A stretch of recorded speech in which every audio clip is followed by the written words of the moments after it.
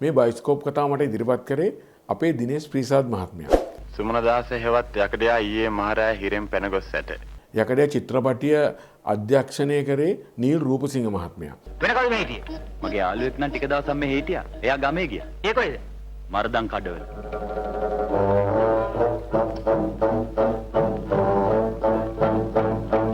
මේ චිත්‍රපටිය 379 වෙනි චිත්‍රපටිය විදිහට ඉතිහාසගත වෙනවා.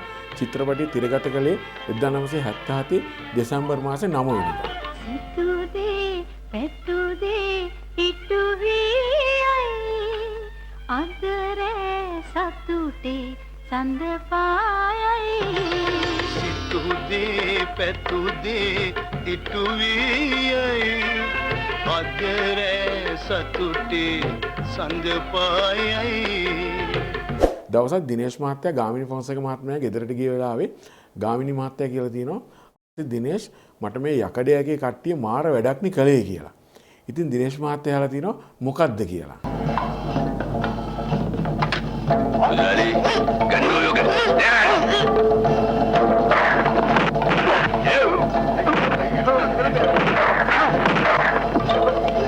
යකඩය හොඳම යාළුවා. සුමනදාස අයියා. ඔයා ලියුම ලියලා තුනේ මෙයා ගැනද?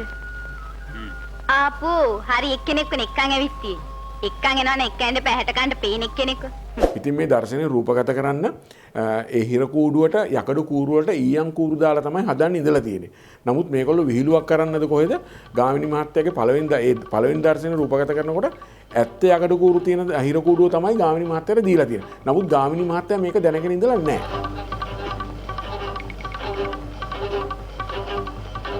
ඉතින් කට්ටිය කියලා තියෙනවා ගාමිණී මහත්තයා ඔයා බය නැතුව කූරු ටික අදින්න කියලා.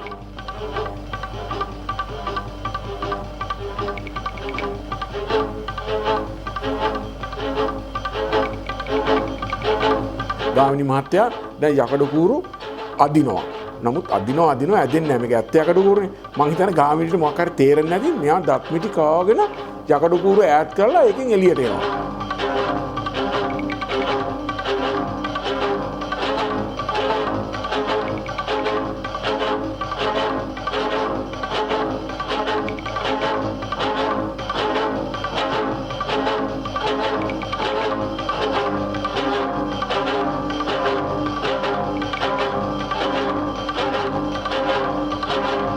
ඇත්ත යකඩ කූරු කඩාගෙන තමයි ගාමිණී එළියට ආවේ දැන්.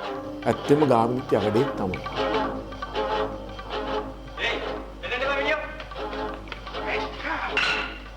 ඉතින් මේ යකඩය චිත්‍රපටයේ තිරගත වෙන්න කලින් චිත්‍රපටි හෝල් වල දානවා පොඩි ස්ලයිඩ් එකක් ගාමිණී යකඩ කූරු ඇදලා ඉන්න ෆොටෝ එකයි යකඩයා ළඟදීම ඔබේ සිනමා හලට කියලා. ඉතින් මේ ස්ලයිඩ් එක දැකලා මිනිස්සු විසිල් ගහලා අප්පුඩි ගහලා තියෙනවා. එහෙම කාලයක් අපේ සිංහල සිනමාවට තිබුණා.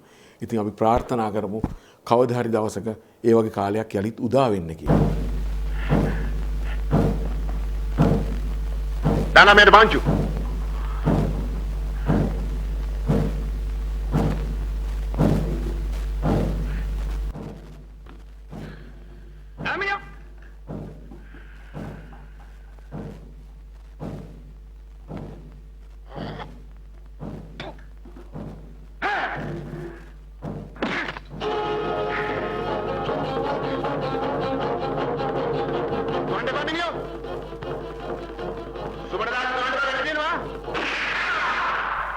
ඉතින් තවත් ලස්සන බයිස්කෝප් කතාවකින් ළඟදීම අපි ඔබ හමුවට එන්නම්.